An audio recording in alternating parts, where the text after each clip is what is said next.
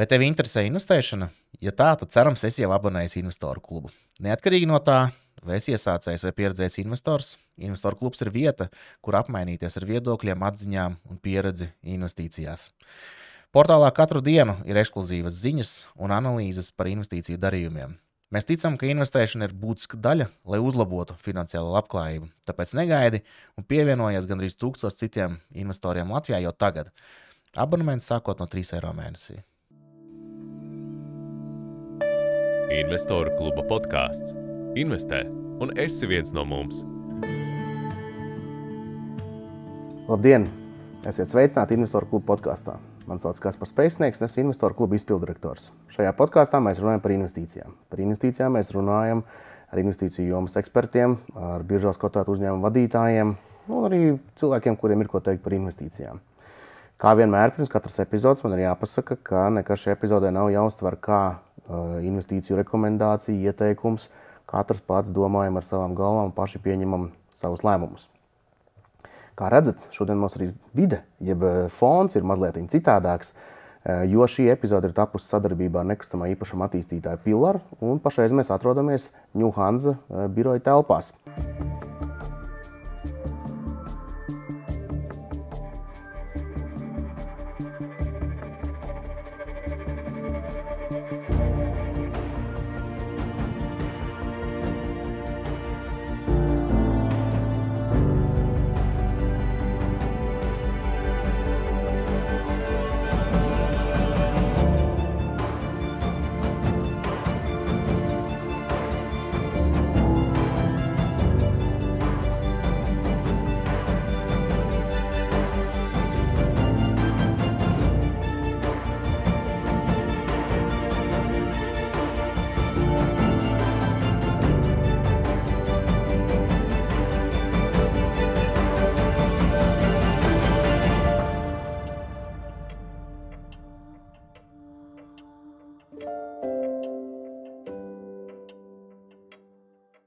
Tas arī ir vienīgais, kas šajā reizē ir citādāks podkāstā. Tā citādāk mēs runājam tāpatās tā kā par investīcijām. Un šodien pie manis viesos ir Jānis Čupels. Jūs jau viņu pazīstat, esat redzējuši vairāk kārtīgi šeit.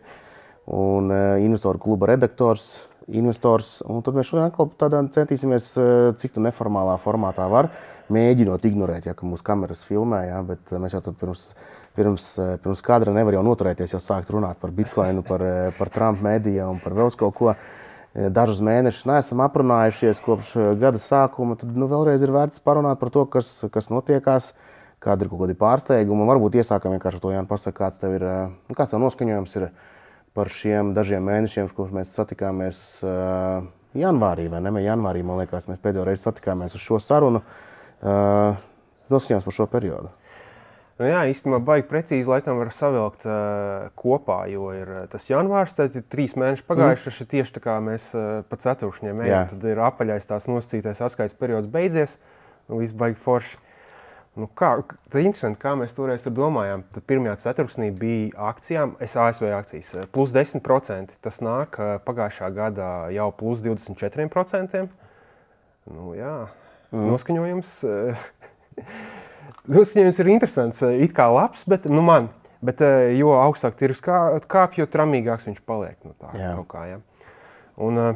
Bet zinu, ka es šajā laikā īstenībā esmu dzirdējis arī citas teorijas par to, ka īstenībā tas zemais punkts bija 22. gada rudens vai pat pagājušā gada, un mēs vienkārši esam jaunā buļļu ciklā.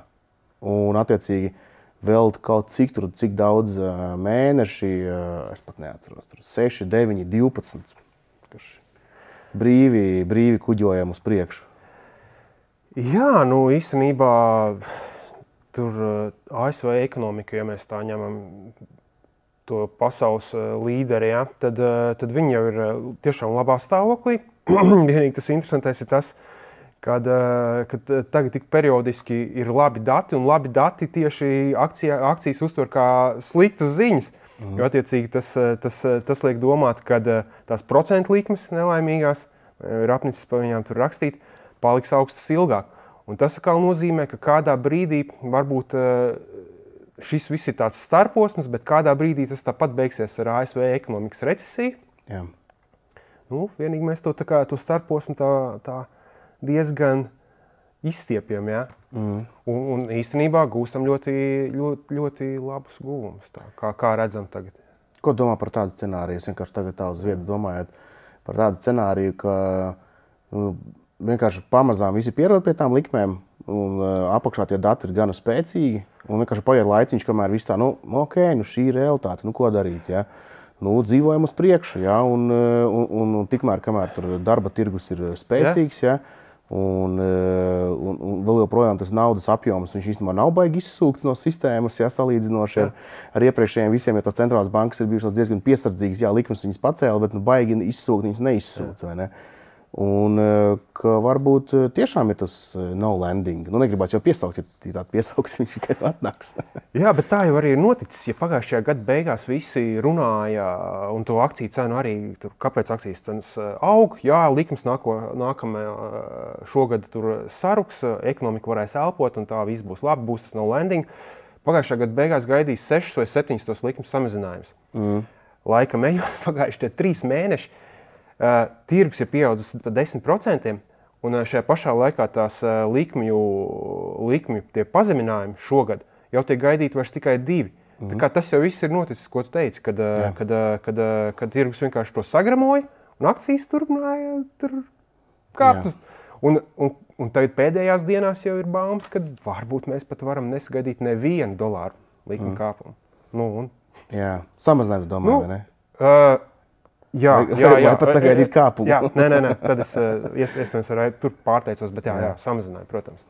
Jā, man kaut kāda arī, es nezinu, vai tie, kas skatās, klausās, ir kaut kur fiksējuši, bet, manuprāt, no manis diezgan ilgi jau nāca tāda baža par to, ka tās likmes varētu būt augstākas ilgāk, ka es sagaidu, ka inflācija varētu būt augstāka. Tagad kaut kādi tie impulsi nāk, tai inflācijai paaugstināšanās tur gan kuģniecības izmaksas, jo tur tas pats Suecas kanāls un izejvielas tagad atkal ir pieaugušas salīdzinot par iepriekšējām zemākām bāzēm. Un ka tas atkal var būt nākamais impulss kaut kādam inflācijas kāpumam, un tad varbūt mēs pavisam nenonākam tiešām pie tiem samazinājumiem, bet kaut kādā brīdī pat pie kāpuma. Ne?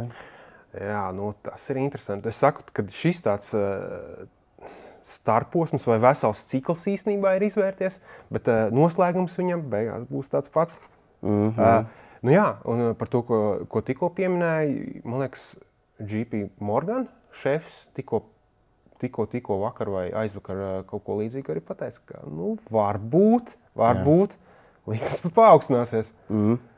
Jā, man liekas, mēs kopumā tā varam kaut kādu norzumēt, jo man liekas arī iepriekšējā reize, kad mēs te runājamies kādā citā sarunā, tu teici, man liekas, ka ir tāds, šķiet, ka ja nebūs tāda ārēja kaut kāda milzīga super satricinājuma, tad pats par sevi tās visas pamatlietas viņas risinās.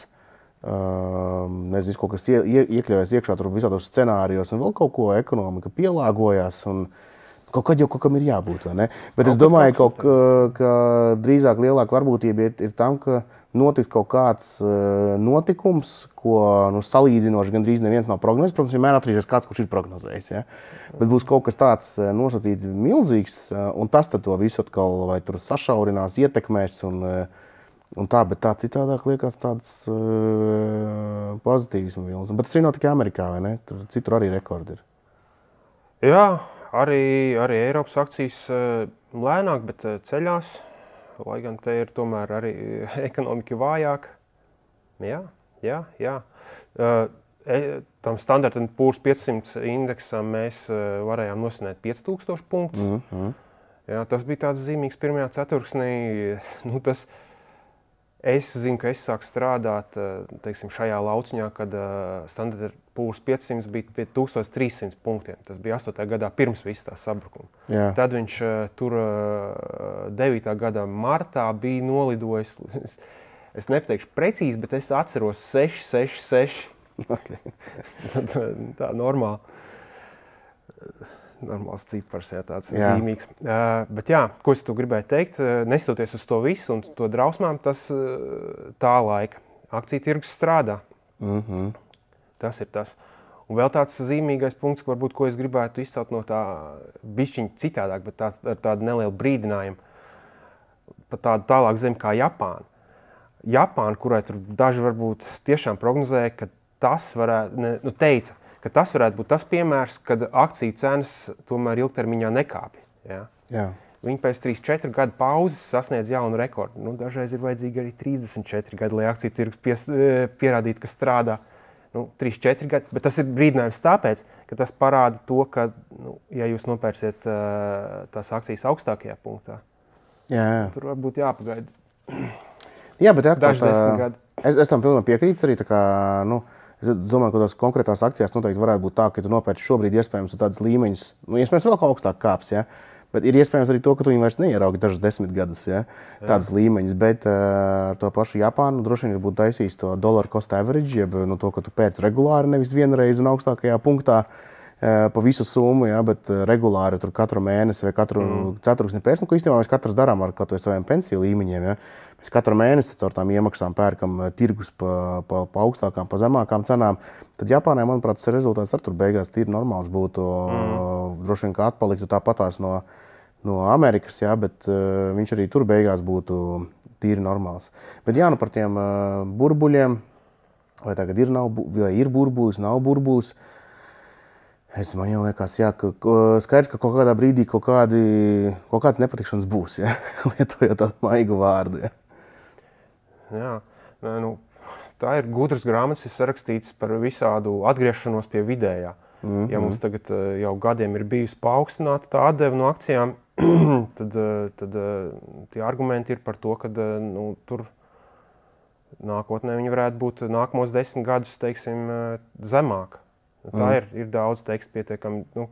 Ja mums pēdējos gados ir bijuši jau, man liekas, kaut kādi 12%, es nepateikšu, vai no iepriekšējās finanšu krīzes, bet katrā ziņā kaut kāds 10 gadus bez inflācijas, tad teiksim, tie tādi spriedumi ir, kad nākamos 10 gadus var būt tie 4%. Labi, ar to Japānu tad vēl tur piebilstot, cerams, ka tas, protams, negaida kādā brīdī Eiropu un ASV. Tāds. Jā, un vēl par to, par indeksu līmeņiem un par akciju tirgiem. Dažādi jau arī tiekstot, teiksim, tur analītiķiem vēl kaut ko sako līdzi, tur arī saka visādiem cikliem un vēl kaut ko, ja, un es dzirdēju tur dažādas teorijas, ja. Vien tā arī saka, šajā pavasarī tur, bez mazai līdz 500-700, iet tur S&P 500, ja. Tā kā vēl ir, cik tur sanāk, kādi 5-10% augstāk, ja. Pēdējā, kad skatījos, bija 5200 vai kaut kas tam līdzīgs, ja. Indeksa līmenis, ja. Un, būtībā gan arī 10% augstāk. Nav mums tik traki daudz, vai ne? Un jautājums, vai tagad lekt iekšā, ka tagad viss iet superīgi, ja pēc 10% ir griezts, es nezinu, bet, un citi prognozē to, ka, kaut kā tad varētu būt kaut kāds tāds, nezinu, 20-30% kritums, ka būs kaut kāds notikums, kas vienkārši to visu izsitīs no ierindas. Tad sekos nākamais, jo visi tirgi pēkšņi noraustīsies drausmīgi strauji. Tas nākamais centrālās bankas naudas drukājiens, jo viņi zina, ka tas strādā. Viņiem ir pierādījumi no iepriekšējās reizes, no Covida. Un tāda vienkārši super mega kaut kāda ralli, kaut kādu arī nosacītu brīdi. Un pēc tam tad gan tur kaut kādas 5 gadus, 10 gadus, tur tā kā stagnācija, problēmas tur uz 20. gadu beigām. Un citi pat tādi saka, ja tu domā tās savas iespējas, tagad naudu tev ir jāuztaisa līdz, 25. 27. gadam, vai kaut ko tam līdzīgi. Ja? Es to nevaru iedot zinātniski pamatot, ja? Bet ir tādi, kas tur būvē pēc tiem saviem scenārijiem. Ja? Ja pastāst kaut kādus tādus ilgākus, tad, un tad jau tagad tā inflācija un tās izēvielas sāk kāpt uz augšu, ja? Bet ka tas... Ja būtu šis tāds scenārijs, kurā pēc tam ir tā ritīgā drukāšana, ja, kur vēl iepriekšējās reizes liekas pat salīdzinoši nelielas, ja, tāda inflācija aizietu tik ļoti, un izēvielu cenas varētu būt commodities, jau atkal kaut kāds tas cikla tiešām sākums jau ir bijis. Jā, par tām centrālām bankām, tas ir, man liekas, skaidrs, ka tā kvantitīvā mīkstināšana, jeb drukāšana, tas ir viņām standarta rīks. Un arī tas interesantais moments ir, kad īstenībā šajā laikā ASV jau ir notiek joprojām tā kvantitīvā sabardzināšana, ka viņi bišķiņ to naudu tā kā savāc, nevis bišķiņ. Man liekas, tur normāls summas, 100 miljardi vismaz mēnesī bija. Bet ko es gribēju pateikt ar to, ka varbūt tāpēc arī visi tie PE rādītāji ir augstāki, jo tās centrālās bankas un ar to savu kvantitīvo mīkstināšanu ir izņēmušas risku no akcijām, no akciju tirgus, un arī tirgi faktiski automātiski pieņem, ka nākotnē būs tās drukāšanas, visi šie cikli, kā tu teici, ka viss tiks glābts un kaut kādā veidā uzturēts, un tad īstenībā tas it kā varbūt attaisno tos augstākus PE rādītājus tā kā vispār. Es nezinu, kā tu uz to skaties. Es varu atkal domāt par tiem vidējiem. Atkal jau par tiem pašiem... Vai ir mainījies? Jā. Bīstam vārdu, vai ne? Labi, arī beigās vēl aiziet jautājums, ko mēs ar šo visu gribam izdarīt, vai ne? Teiksim, katrs individuāli, ja tu esi tāds, es nesaku tieši tu, bet cilvēks, ja viņš ir, teiksim, pasīvais ilgtermiņa investors, ja, es nezinu, varbūt, protams, klausieties mūs, vai ne, noteikti ir ļoti interesanti, ja, bet ja tu ikdienā nevajag kaut kāds aktīvākas darbības, ja, tad varbūt šis to tikai nosit no sava ceļa, ja, tad vienkārši jāturpina ar savu ilgtermiņa stratēģiju, ja, tur regulāri pēc dari, ja, tas pats, kas tev notiek otrajā pensiju līmenī, kur tev neatkarīgi no labiem sliktiem laikapstākļiem vienkārši turpina akcijas pirkt, ja, vai to izvēlēto stratēģiju un iet uz priekšu, bet atkal, ja tu esi tāds, mēģini būt aktīvāks ieguldītājs, ja, vai tur taktisks, ja, ieguldīt dažādākos tirgos vai vēl kaut kur, ja, es teiksim pats, šobrīd man negribētos likt klāt, un man īstenībā pašam personīgi nav nemaz tādas tiešās pozīcijas uz globālajiem tirgiem, tādiem tā kā, lieliem akciju indeksiem. Ja. Visi citur ir kaut kādās citās lietās. Bet labi, atgriežos pie tām procentu likmēm. Viens ir, mēs tagad tur pa Fedu, jeb FRS, Federālo rezervu sistēmu daudz runājam. Kas mums te ECB notiekās? Mums jau, protams, draudz Latvijā droši vien cer, ka diezgan strauji tas procentu likmes mazināsies, jo tās izmaksas ir būtiski pieaugušas visur, vai ne? Jā, bet vai arī viņas beigās būs tik strauji, bet Eiropas centrālajai bankai viennozīmīgi labākie argumenti jau ir mazināt, nekā Fedam. Tur ir nenoliedzami ekonomika ir vājāka, man liekas, inflācija arī zemāka. Šveice bija tā, kas jau pirmā samazināja likmes, jā? Jā, Šveice samazināja. Bet tur varbūt arī beigās viss nebūs tik vienkārši. Galu galā tā izstāsta, ka inflācija var būt spītīga arī mierīga Eirozonā. Tāpat nafta ir atkal pārlidojusi pirms 90 ASV dolāriem par bareli. Aptuveni tur viņa arī ir. Varš, man liekas, ļoti dārgs. Tas nozīmē industriālie metāli. Tur Eiropa ir dārgi, viss tas viņas kariņš ar klimatu pārmaiņām. Jā. Viņai ir baigi jādomā par aizsardzību. Es nezinu. Un man liekas, ka Eiropai, bet tas tā arī tikai mans, varbūt viņai nemaz nav tik vienkārši beigās rīkoties pirms federālajām rezervēm. Nezinu, ja tur eiro atkal baigi vājinās, tas ir iespēja. Tas arī tā kā var celt kaut kādas importa cenas. Izēvielas, bet eksportam labi, ne? It kā jā. Tā ir. Bet tas atkal nepatiks, ja tur, piemēram, sevišķi Trumps, bet tas nepatiks jebkurai prezidenta administrācijai. Ja tur eiro būs ļoti vājš, tad tur arī mēs varam visādus brīnums sagaidīt zem abām administrācijām. Es nezinu, man liekas, tur bija tādi argumenti, kad ja pat eiro rīkojās pirmā, tas rada tādus riskus īstenībā. Zināms, Eiropas ekonomikai, kāpēc viņi arī tāda Eiropas centrāla banka lēma, kad viņi saka, ka viņi tā kā grib būt neatkarīgi, viņi arī ir, bet patiesībā tomēr federālā rezervu sistēma ir tā kā centrāla banka varētu teikt, ja? Jā, bet varbūt ir tā, ka virspusē iet, teiksim tā, salīdzinoši normāli tur ekonomiskie dati un tam līdzīgi, jā, bet, piemēram, mēs lokālajās ziņās tur arī redzam to, ka Igaunija pasaka to, ka viņi jau tur ir smagā finanšu stāvoklī. Ja? Mums te iznāk ziņas, ka nodokļi nepildās ienākumi. Ja? Tas nozīmē to, ka vienkārši nenotiek tāda aktivitāte, ja tev PVNs nenāk iekšā. Un tik cik bija prognozēts vai plānots. Ja? Un iespējams kaut kur citur nāk, un tad varbūt drīzāk jau, ka priekšlaicīgi, ja grib tās likmes, jau tā kā iedot signālu to, ka rekur. Dariet jau, jo īstenībā nāk baigi grūtie laiki. Bet Eiropā, es neesmu baigais Eiropas fans vispār arī vērtspapīra ziņā, ja godīgi.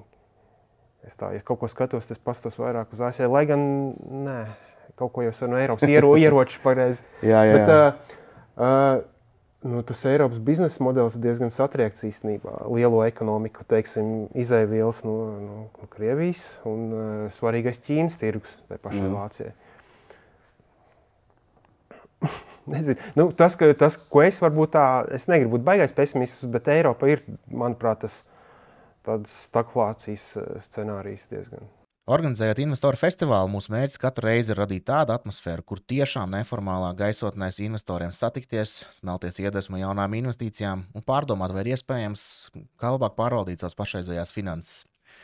Nemitīgo pārmaiņu kontekstā šajā gadā fokusēsimies uz izaugsmi, tostarp kā investoram adaptēties mainīgajiem tirgiem.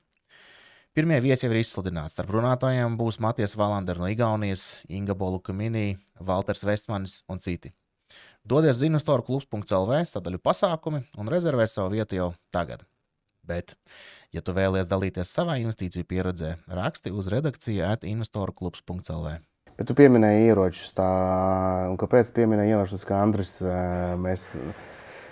ir nopircis divas ieroču kompānijas, varbūt vari mazliet tādu background un kas tad beigās ir izdarīts? Jā, tas vispār tāds pasmaksas lēmums, smagāks nekā viņam vajadzēja būt. Īstenībā man ir tādi pārdzīvojumi, varbūt, ka to vajadzēja izdarīt krietni ātrāk, es atzīšos. Ja? Jo mēs pa sen jau to spriežam. Teiksim,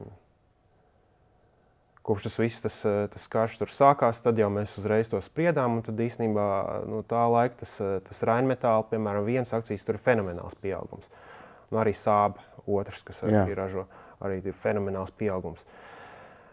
Tad mēs viņus nolēmām pirkt, un izskatās, ka tā ir, starp citu, viena no jomām, kur Eiropas akcijas izgriež pogas tomēr ASV akcijām, teiksim, šajā aizsardzības sektorā. Jā.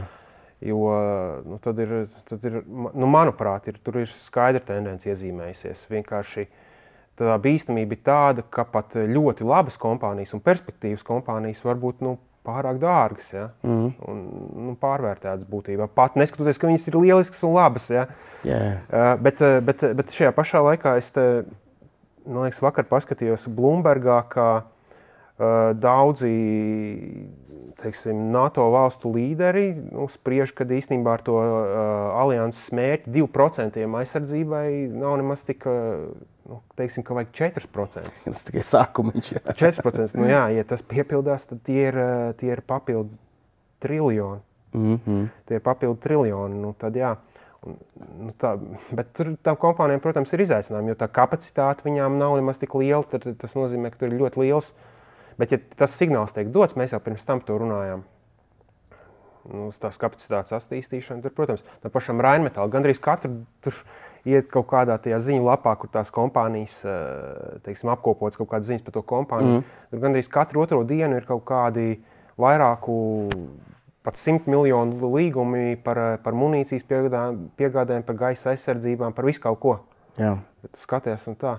Bet, tur tas interesantais faktors, ka tas ir atkal viņiem ir tik ļoti aizpildījies tas pipelines, ja? Jā, kad tur labi viņiem kaut ko pasūta. Tagad tur 2029. gadā kaut kādā tur pasaka, mēs jums tur piegādāsim. Nē, jo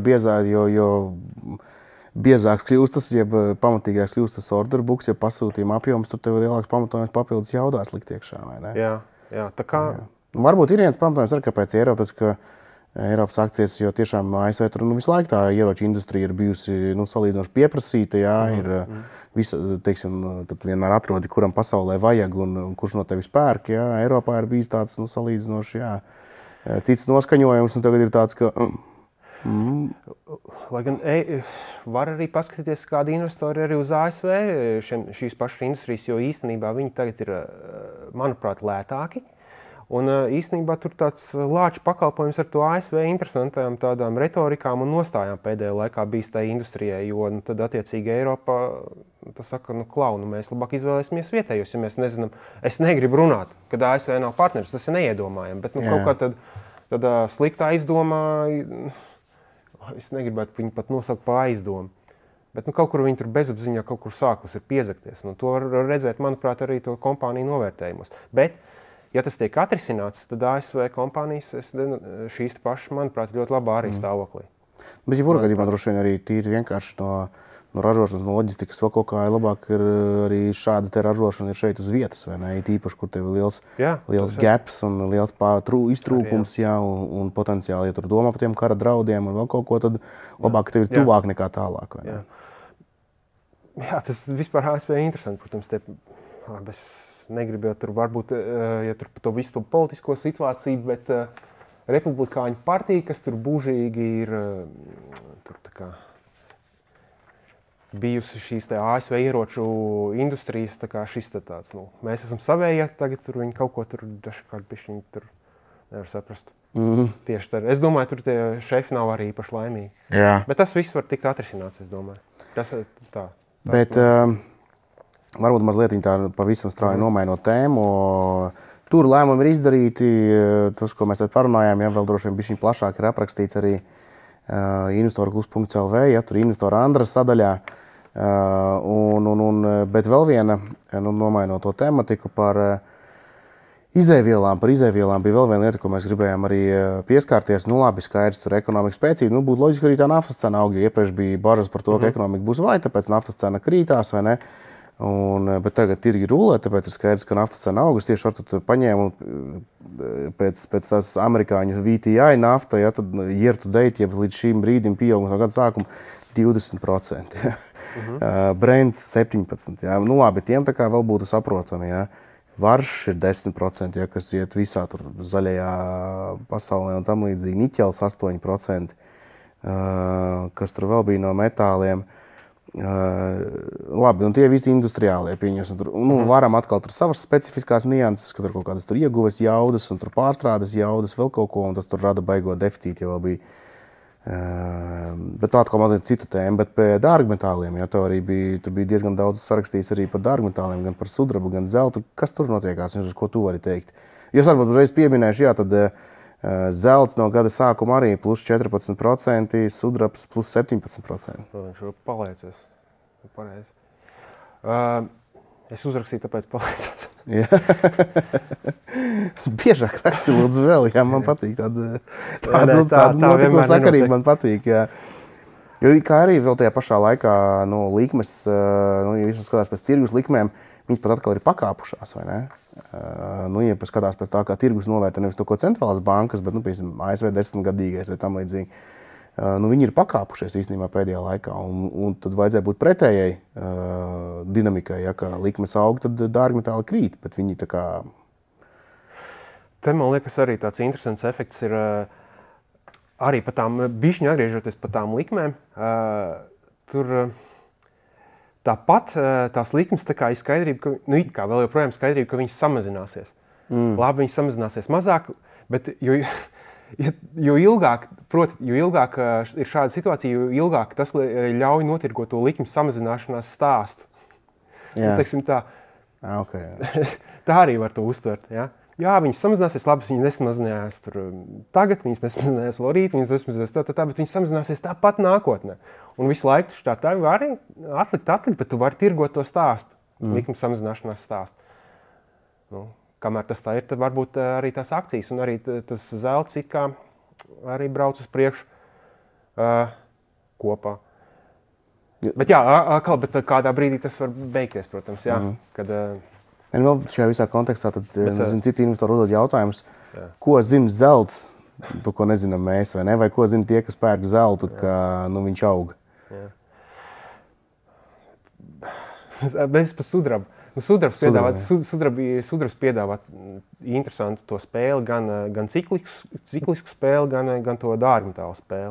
Teiksim, visa nozaļināšanas tēma, tur ir sudrabs viss svarīgs un elektrifikācijā. Sudrabs izcilvāda elektrību, sudrabs nepieciešams kvantumos, tur visiem tiem saules enerģijas tehnoloģijām. Plus viņš vēl dārgmetāls, jā. Tā ir, protams.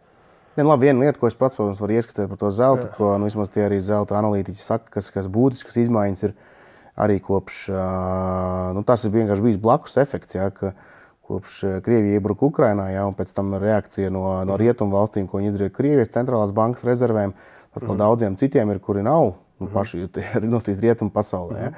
viņiem tas ir līdz pārskatīt to, kur un kādos apmēros, kādā veidā viņi tur savas rezerves, un vismaz daļu likt zeltā, un tad attiecīgi ir bijis milzīgs pieprasījums pēc zelta tieši no centrālajām bankām, un ka tas vienkārši tur savus apjomus vai pat turpina pieaugt, un es dzirdēju par to, ka, ja pastāst uz Ķīnas datiem, cik viņiem ir daudz zelta, viņiem vispār viņš salīdzinot citām pasaules valstīm ir tik niecīgs. Nu, jautājums, vai var ticēt tām statistikām un cik kā, bet, jebkurā gadījumā, ka tur ir vienkārši tā, ka, mēs pērkam visu, ko vien var dabūt, ja?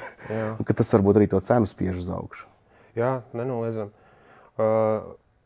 Pat ķīniešiem, tur pat tām šīm centrālām bankām un tādām valstīm, viņām pat nav jābūt kaut kādiem klajiem, tur ne jau obligāti pretiniekiem, bet tas arī rada to precedentu, ka tu sāc aizdomāties par to situāciju, kad daudz kas var tikt izmantots kā ierocis, ja tu neej pa to kaut kādu to strīpu. Jā, un ķīnieši kā tādi, arī visādi mazie, es saprotu, tur nenormālos kvantumos pērk zeltu, jo viņi saprot, ka tas viņiem nav dižu alternatīvu, kur to vērtību uzglabāt. Viņiem nekustamo īpašumu tirgus tur ir brūk, viņiem akciju tirgus arī tur brūk. Nevar saprast, kā tur īsti ir, tad viņi pērk īstenībā zeltu. Ir teikts, ka tas zelts tur ceļo nenormāli uz Ķīnu. Jā. Gan no tās centrālās bankas, gan no vienkārši no Ķīnieši. Un ķīnieši nav maz. Jā. Bet labi, norazumējot, tā kā arī varbūt mūsu skatītāji, klausītāji arī ir pamanījuši to, ka mums tur mazliet arī citādāks formāts ir investoru klubā, un tagad arī var ieraudzīt ikdienas komentārus, kas notiekās, un attiecīgi tas spiež vēl vairāk pasakot līdzi, kas notiek tādās lielajās globālajās makro lietās, un varbūt, ja tev ņemot vērā to, cik tu esi tam visam bijis tur pēdējos, nezinu, tur mēnesi, divus, ja, kaut kādas top lietas, kas tev izlec ārā, es negribu prasīt tur konkrētas investīciju iespējas, jā, bet kaut kādas lietas, kas izlec vai no kurām būtu jāuzmanās, vai atkal kur būs tieši iespējas. Jā, tas ir vispār tāds interesants. Mans novērojums vispār jau ir, es tādu dažkārt sakostiem zobiem tur paskatos, un man patīk tur rakstīt, bet ko tā Wall Street tur visu laiku cepās, jā. Kādi ir investori? Jā, ja investors, man tas troksnis, viņš var traucēt. Jā? Teiksim, kaut kādiem, ja tu pieņem tos lēmumus, varbūt tur pat, teiksim, kāds tu esi investors, tas ir pirmām kārtām jāizdomā. Jo tev šīs te Wall Street baumas un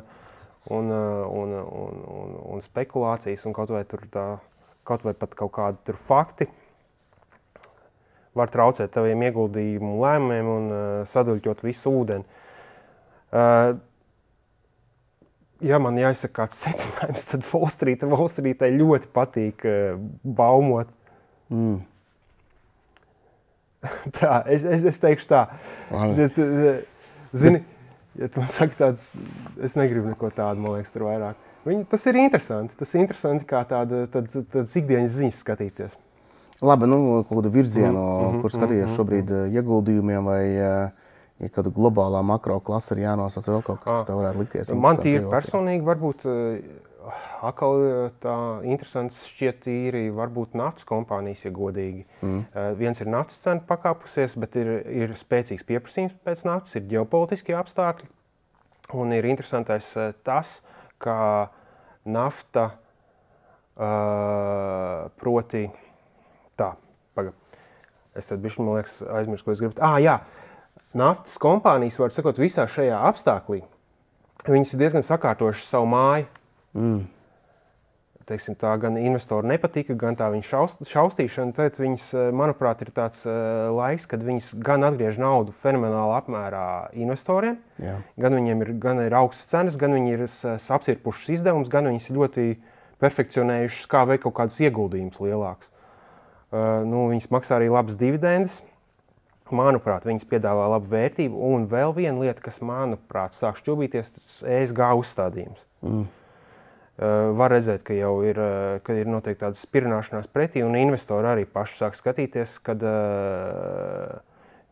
viņiem interesē kaut tāda laba atdeve, nevis, ka tās kompānijas varbūt liek kaut kādu naudu tur kaut kādos mazāk ienesīgos projektos un tā.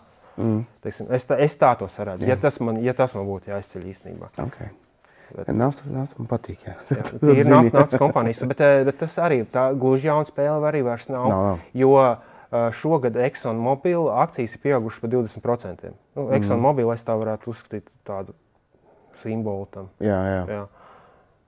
Tā kā domājam, bet manuprāt, ja man kaut kas jāuzceļ, tad man tas tā kā tīri patiktu šajā ziņā.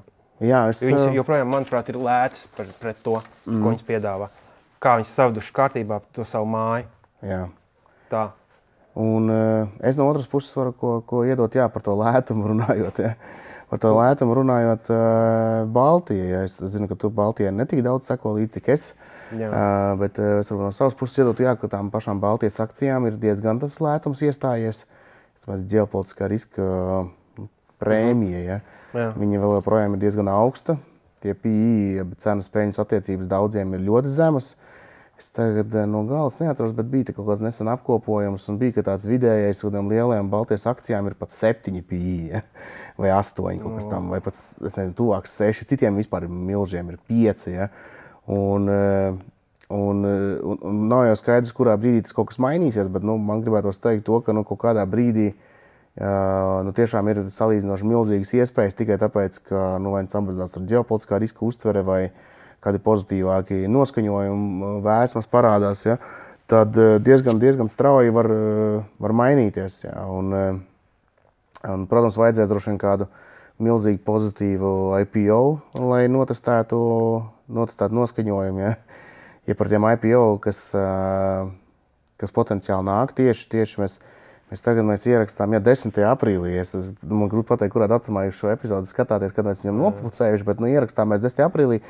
Un tieši dienu iepriekš tur valdība ir pateikusi to, ka ir politiski nolēmusi to, ka virzīs uzņēmumus uz biržu. Kaut kāds tas lēmums ir pieņemts, un atkal kaut kam tur nākamajam kaut kas tur ir jādara. Ja, bet skaidrs, ka tas Air Baltica varētu būt viens no pirmajiem, kas jau te visu laiku kaut kur fonā briest un darbojās un tā. Un kaut kādi šādi lieli momenti arī varētu potenciāli to tirgu iekustināt. Ja, potenciāli varētu. Bet man liekas, ka šogad ir diezgan liels potenciāls vēl pieņemot to, ka arī tiem tirgiem nav kaut kāds milzīgs sabrukums. Jo, protams, ja būs sabrukums, tad vienkārši viss uzliks pauzes, jo nav jēgas tad, ja, to darīt. Bet tā arī, ja skatās uz Baltiju, tie, kas ir izgājuši, ja ne publiski, tad kaut kādas darbības veikuši, ja, pa gaidāmiem IPO, labi skaidrs, ar Baltiku ir paši paziņojuši, ja.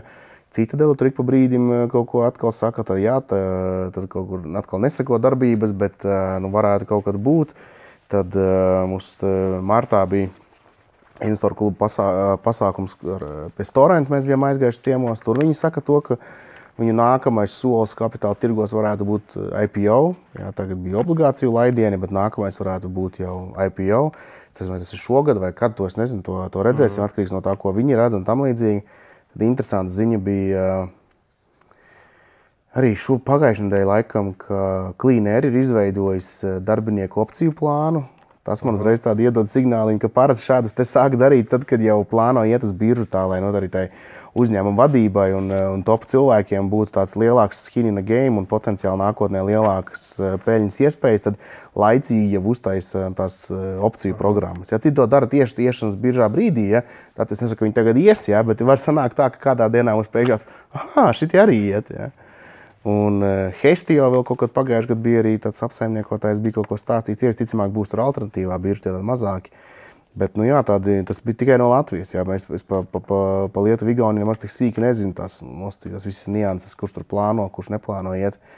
Bet tas, kas mums šeit ir, var redzēt, ir ļoti labs pieprasījums pēc obligācijām. Tas, kas pozitīvi pārsteigts, Storenta, ja bija pieprasījums pārsniedz pēc obligācijām, es neatceros, 30% vai kaut kas tam līdzīgs, un viņi beigās vienkārši palielināja pat emisiju un visu apmierināja. Ja. Tādā veidā paņemot visu naudu ātrāk tur biznesu attīstīt. Citadelē bija, manuprāt, pat 3 reizes pārsniegts kopējais pieprasījums pēc obligācijām, ko viņi piedāvāja. Un kamēr mēs vēl runājam, vēl notiek piedāvājums Grenardija obligācijām, bet tur arī no tādas investoru aktivitātes, man kaut kādā telpā ir saprotams, ka tas pieprasījums ir diezgan liels.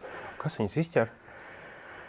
Nu, šķiet, ka privātie kaut kur, protams, arī piedalās institucionālie, bet arī cita daļa savā paziņojumā teica to, ka tur bija diezgan daudz, ja es negribu samalot, bet katīgi nebija simtos arī privātie investori, kas tās obligācijas pērk. Un viņi pat iedod priekšroku arī privātajiem, ja, lai viņi piedalās un ir īpaši priekšroku saviem klientiem. Ja. Tā kā, bet, nu jā, protams, ja paskatās uz to Baltijas tirgus rezultātu, ja mēs runājām par S&P 500, kāds ir rezultāts ja, kopš gada sākuma un vēl tam līdzīgi, ja, tad es pastos Baltijas to galveno indeksu, ja, un tur ir 1%, 1,3, ja, būsim precīzi, ja, no gada sākuma un tās. Jā, no labi, var priecāties to, ka nav tur mega milzīgi mīnusi, jā, bet tajā pašā laikā nu, tā sajūta ir tas, ko te pieši minēja arī. Tas šī gada pieaugums jau nāk papildus pagājušā gada pieaugumu. Tas Baltija pagājušā gada bija gandrīz flat, jeb daži procenti un tagad 1%, jā. Un tur savukārt gada un dažu mēnešu laikā tev ir 30% pieaugums, jā. Tas gaps, jeb atšķirība vēl lielāk veidojās, jā. Bet es domāju, ka kaut kādā laika periodā tas rezultēsies to, ka būs iespējas būtiski audzēt savu kapitālu. Nu, pirmo to, ka nenotiek kaut super mega negatīvu scenāriju, ja, ir iespējams arī cits scenārijs, to, ka tas ģeopolitiskā riska prēmija viņi vienkārši saglabājās, ja, visi tādi negatīvi ir un kaut kur mūs viņi tur čunčina un investori labi savas dividendes saņem, ja, bet nu, nekāda baigie pieauguma nav, mēs paliekam lēti, ja. Tas ir iespējams. Tā viņš ir. Cik tavuprāt tas attur tās kompānijas, ja neattur, tad liek aizvien tā tikai runāt par tiem IPO, tāds Baltijas šis te... Es domāju, ka daudziem vienkārši ir jau iestrādāti ilgāki plāni, citi tur mēģina saprast tirgus noskaņojumu, trāpīt pareizajā brīdī.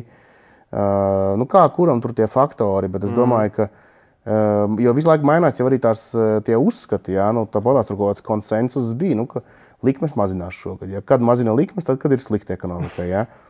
Ekonomika ir labi, likmes nemazina, jā, nu tā kā, nu, varētu darīt, jā, bet ir baigais risks, ja tu uztaisīs to IPO, tas tev, nu, tās izmaksas tev ir garantētas, jā, nu, bet ja tu nevari izpārdot pa to cenošanos, jā, arī droši vien, ka daudz gribēja, lai likmes samazinās, tad tu vari, nu, dārgāk akcijas pārdot, jo vienkārši tev kopumā, nu, prasība par to, cik kapitālam ir jāiedod atdeve ir zemāka, jā, un attiecīgi tu vari dārgāk akcijas pārdot. Un šobrīd varbūt pat akciju kapitāls varbūt ir padārgs vai citi ir piesardzīgi. Nu tā, bet es domāju, ka katram ir atsevišķi, nu citādāk ir tie apsvērumi, kāpēc kaut kas atliekās vai kā. Nu, tas pats Air Baltica, viņiem vēl joprojām mēs gaidām paziņojumus par to, kas būs ar obligācijām. Un viņi nesen tur Latvijas bankas pasākumā, man liekas, tur viņi izteicās, ka viņi aprīlī ziņos, nu tagad ir aprīlis, jā, bet ka aprīlī viņiem jau būs visticamāk atrisināt obligāciju situāciju, vai nu tur refinansēties, vai vēl, nu, to redzēs, ko viņi tur izdarīs, jā. Visticamāk jau refinansēs, jautājums par kādiem nosacījumiem, bet nu gan jau, ka to izdarīs.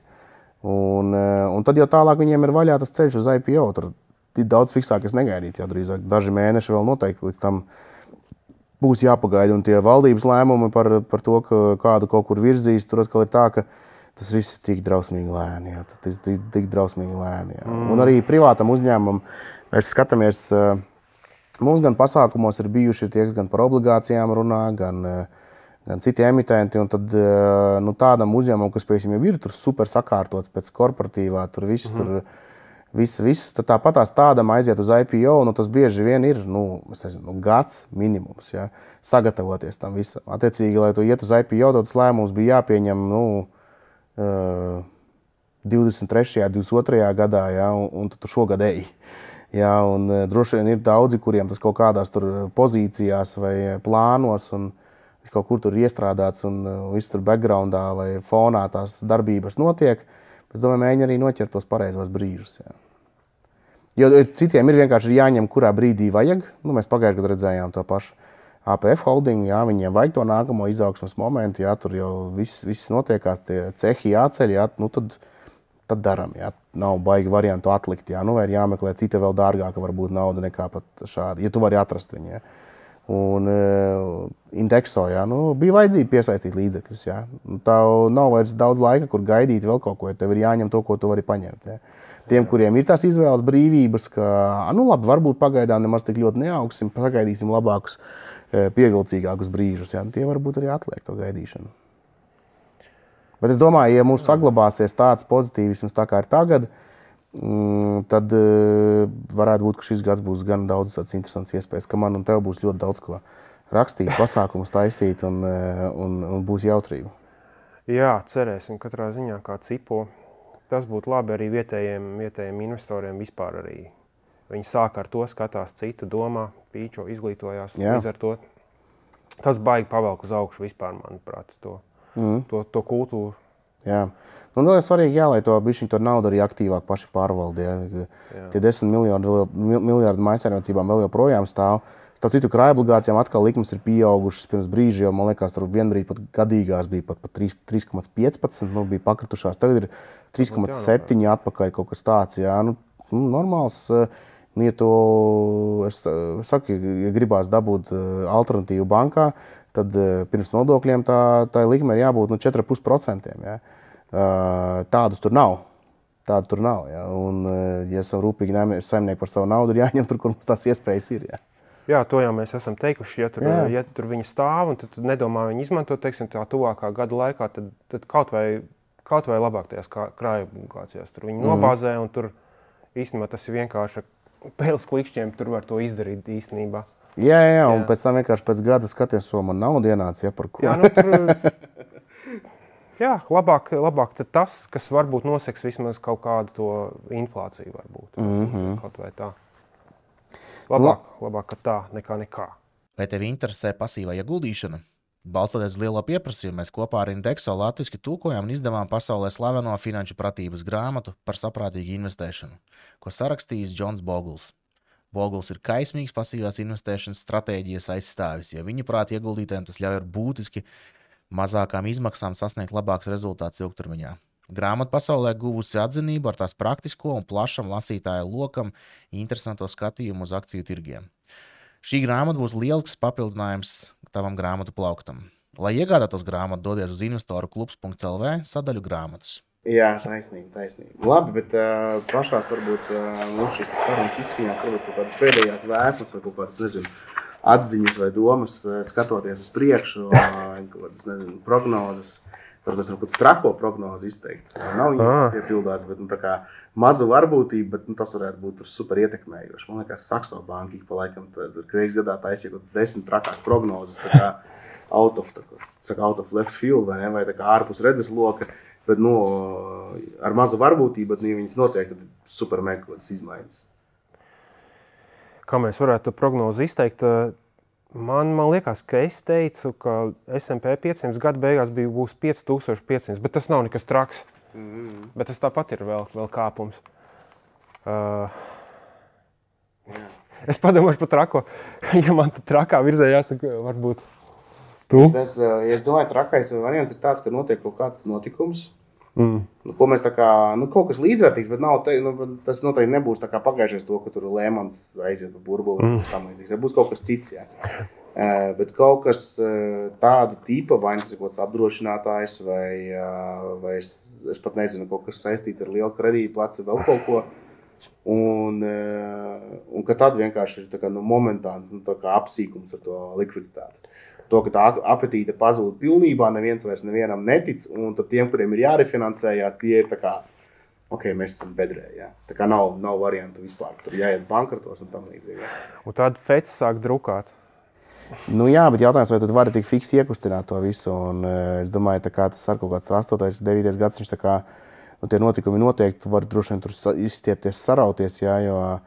Bet vai viņi var iekustināt tiešām visu uzreiz tik ļoti, vai visi noticis? Nezinu, tāds, Tad tava trakā prognoze, es saprotu, ir uz leju.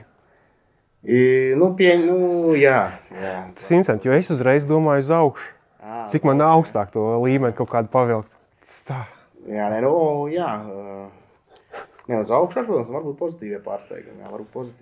Varbūt tiešām nenotiek nekāds korekcijas. Trakā uz augšu būtu tāda, es nezinu, mēs nonākam pie gada beigām, mums ir 6500, tas ir bija. Kārtīgi.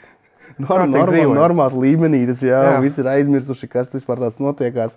Tā kā Great Gatsby, dzeram šampānieti. Bitcoins ir 150,000. Kādu 150 miljonus, tā kā vajag jau tur...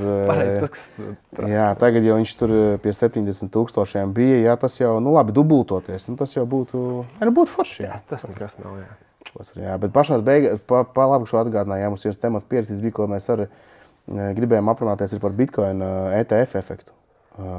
Kā tu viņu vērtē? Viņš ir, nav? Manuprāt, bija tas skaidri parādījās, ka viņš bija. Jā. Bet Bitcoin... Un tālāk? Tālāk, tad kas ir tālāk? Tas ir vispār interesants jautājums. Es jau arī esmu īstenībā to virtuālo tāds... Teiksim, tas skeptiķis. Man nesen uzrunāja Wall Street Journalā tāds Jason Cveiga viedoklis. Viņš ir tāds labs čalis.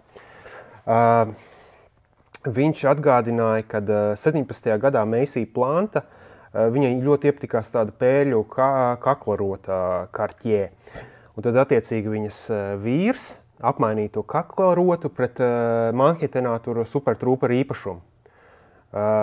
Tikai nākošajā, vai katrā ziņā turpat, pēc dažiem mēnešiem vai nākošajā gadā Japānā tika izdomāta mākslīgo pēļu kultivēšana. Un attiecīgi tad tās pēļu kaklarotas cena tur gāzās, bet tā īpašuma cena tagad ir joprojām fenomenāla. Viņš ir supertrooper vietā arī tagad. Tā doma ir tāda, kad kā mēs to Bitcoin uztveram. Ja var nākt nākošā kaut kāda lieta, piemēram, arī tāda no kaut kādu tehnoloģisko inovāciju ziņā, vai arī kaut kāda jauna, modīgāka lieta, kas ir vēl labāks kaut kāds tur spekulatīvais instruments. Es tā viņu sauktu. Kas tad attiecīgi viņu atstāja tādā stadijā kā tā pēļu kaklarota. Teiksim. Tā. Baigi interesanti, es pilnīgi piekrītu, ka viņš devis to, viņš ir devis pieauguma efektu, jo tiešām tā nauda ir diezgan tur sagāzusies iekšā. Daudz, droši vien tie, kas ir kripto jums entuziasti, viņi teikt to, ka tas ir tā kā pozitīvs faktors, ka institūcijas iet iekšā un tam līdzīgi. Tur ir kaut tieši arī iepriekšējā podkāstā. Mans skatījums tāds, ka tas īstenībā nav ne pozitīvi, ne negatīvi. Uz institūcijām pašām es neskatītos tie, kas taisa ETF, tur BlackRock un Vanguard. Vanguard, es nezinu, kas viņi netaisīja Bitcoin ETF, bet vispār iet tur iShares un vēl sazinu, kas ir droši vien. Un, jo viņiem ir vienalga kāds aktīvs. Viņi jau tikai saņem naudu par pārvaldīšanu. Tieši tā, viņiem ir vienalga, ko viņi pārdod. Jā. Bet ļoti, ļoti interesanti varētu būt dažādas teorijas par to, ka labi, tā, kad nauda iet iekšā, tad viņi to Bitcoin bido augšā izpērk. Ja?